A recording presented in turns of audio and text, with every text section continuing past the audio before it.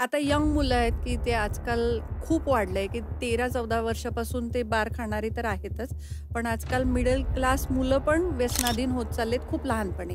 तर साधारण आपण ह्यांना हे की एक 10 वर्ष कंटिन्यू खाताय, तर ह्यांना प्री कॅन्सरस लीजन 10 वर्षातच, 15 वर्षातच दिसू शकतात, असं आपण म्हणू शकतो का?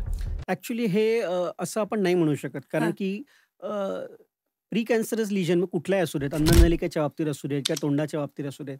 किती वर्षानंतर किंवा किती उद्रेक केल्यानंतर म्हणजे हां. कोणी किती उद्रेक सिगारेटचा केला की त्याला लंग कॅन्सर होईल हे सांगता येत नाही. आता सांगता येत युजुअली नाही. आम्ही म्हणतो पॅक इंडेक्स म्हणजे सिगारेट किती वर्ष आणि किती सिगारेट प्यायला याच्याप्रमाणे साधारणपणे आपण अंदाज करू शकतो.